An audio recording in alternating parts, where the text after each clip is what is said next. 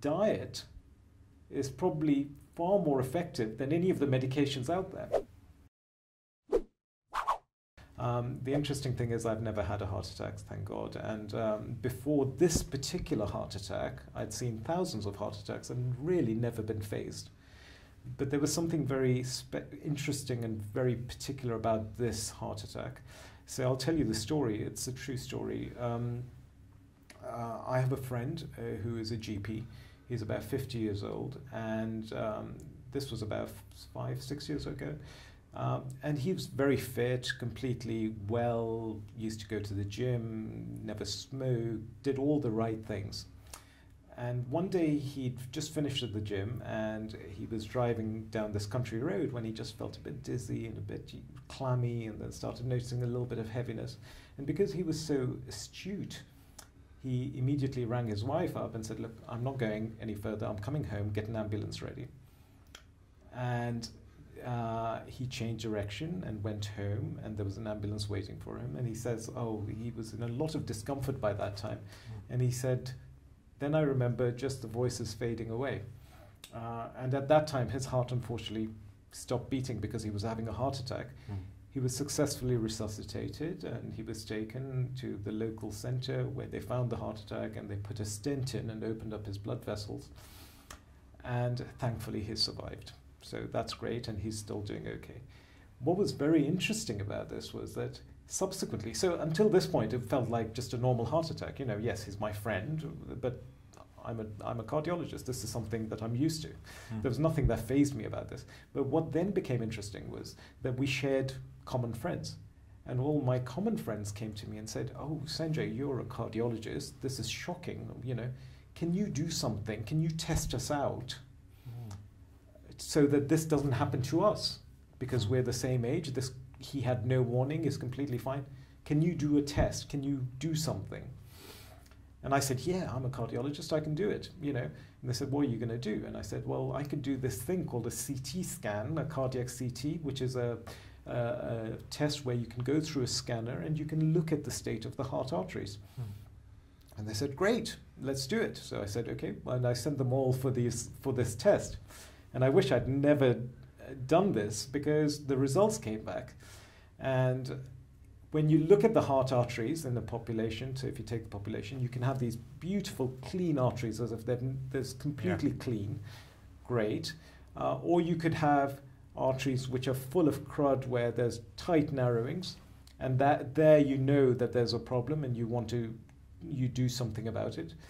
And then there are people who have a little bit of crud, not too much, but there is crud, it's not squeaky clean. So my friend said, okay, so what do you do with these results? And I said, well, if you've got clean arteries, great, that's as good as it gets. If you've got the crud, the bad crud, then I think we need to fix it. And they said, what about if we've only got a little bit of crud, if we're in the middle? And they all turned out to have a little bit of crud, not so bad. And I said, well, then what do you do? And they said, well, what do you recommend? And I said, well, I don't know what you do about this. You know, you can't put stents in because there is nothing blocking anything. You can't do bypasses because there's nothing actually. So they said, well, is this dangerous? If it's not actually causing a blockage, is it dangerous? And I went and did some reading, and I found out that actually one of the things that happens is, for the majority of people who have heart attacks, which prove to be very dangerous heart attacks, they have had no warning. It just comes out of the blue. Those people who have very bad crud, which is actually obstructing flow, will often get a warning because they'll walk, the blood can't get through to the heart, they'll start getting discomfort, and if they feel that, then they'll go and say, I'll go see my GP, get checked out. They go get checked out, someone does this, says, oh, you've got a 95% blockage, you need a bypass, and they have the bypass, and then they turn around and say, oh, the doctor saved my life. Actually, it wasn't the doctor that saved your life, it was the warning you got. Yes. You see? Yeah. My friend, however, had no warning. Okay. So he can't possibly have had that situation where you would have this kind of bad narrowing, because he had no warning, he'd been to the gym. So what did he have? And so it can't be the clean arteries. What about the bit in the middle? Now that's a very interesting group, because although there is no obstruction to blood, so you function normally, a bit can sometimes just break off. Okay. And when it breaks off, the body thinks you've sustained a wound, and a blood clot forms to try and cover that wound, and that blood clot blocks this vessel off. And within a minute or so, you have your heart attack. Okay. So then the question arose. So they said, okay, so you've told us this. This is terrible. We've got this. Do something about it. Well, I can't. What do I do about it? And I said, okay, well, I'll go up and read up about it. What can you do? The problem is there is no technology at this point in time which will tell us which bit of the crud is going to come off. So you could fix one area and it could be somewhere else, right? So whatever you have to do, you can't do a procedure. It has to be for the whole body because you've got blood vessels everywhere. And even if the heart's okay, you could still have some crud in your brain. You could still have a stroke. So I thought, okay, well, what can you do? Can you give them medication? What medications are there? Aspirin. I went and looked up aspirin. I said, how effective is aspirin? And you know, there's all this date, everyone takes aspirin. I said, well, if you have heart disease or heart artery disease, which hasn't misbehaved, how effective is aspirin? And I found out that you have to treat 1,667 people for a year to prevent one non-fatal heart attack. Yeah. So I thought, okay, well no. What about statins? Statins are the other big thing. So I went up and read about that.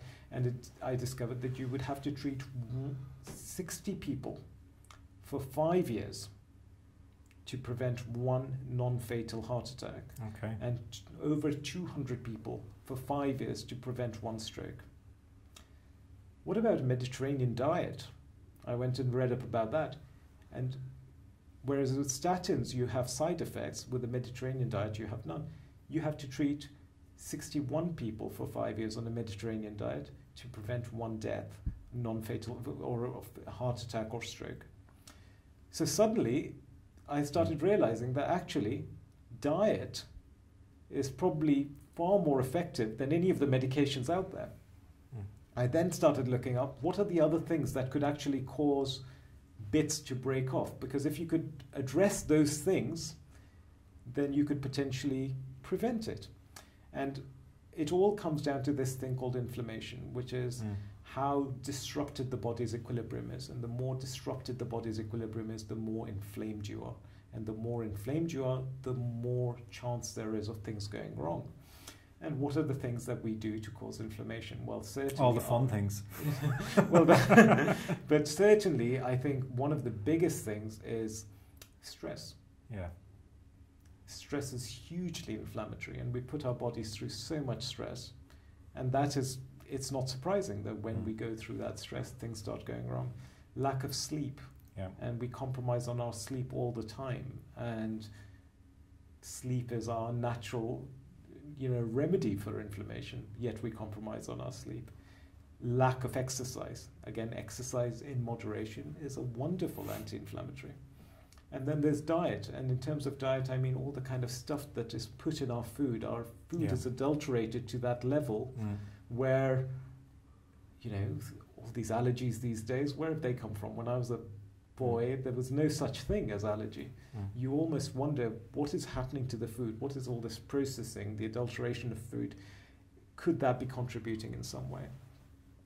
And so then that made me start thinking completely differently, because I started realizing that actually, those are the important things. The lifestyle is the important thing, and that needs to be tackled. And actually, when a person comes to me, all I would do is just give them some tablets, which have minimal benefit, and not really address this whole issue of lifestyle, the education, the connection, the talking, the empowering the patient to take charge of their health and not wait to develop a disease, but to take charge of their health before they develop a disease. Because by far, prevention is far better than cure. Once you've developed heart disease, you don't get rid of it, So the better thing is to be educated and empowered before you develop a disease, so it never happens. So I went back to my friends and I said, actually, the only thing I can recommend to you is live a life of moderation and try and eat healthy and get some exercise and don't compromise on your sleep and try and be happy and minimize your stress. And that's the best you can do. Things we know, but I suppose they're the hard things to do, aren't they? And it's not as sexy as taking the latest drug or treatment, is it? Because the problem with the latest treatment is it is only there to mask symptoms. It doesn't sort the underlying problem out. And this is the inherent problem. So I thought, well, how do you do this? How do you get that message out there? And I thought, well, I don't get the time, and I would be, in some ways, people would look upon me as some kind of maverick if I started going against this. Yeah. So I thought I'd reach out to people directly by doing the YouTube work and just talking to them about just feeling, the things that a doctor should give a patient: reassurance, education, empathy, and that idea that you can control your quality of life, which is by far more important than anything else. And if you lead a good quality of life and a responsible quality of life, you're doing the best you can to lengthen your life as well. Yeah, and you'll live, and we spoke just before about this, so you'll live better years at the end, so you've got quality years at the end rather than just... Absolutely. Yeah. Because I think if I ask anyone, and I see a lot of people who are in the latter stages of their life, everyone says the most important thing for me is my quality of life. It doesn't really matter how long I live, as long as I live well. Living well. And this is the sad thing. We are so worried about how long we're going to live that we forget to live well. That's a really important point, yeah.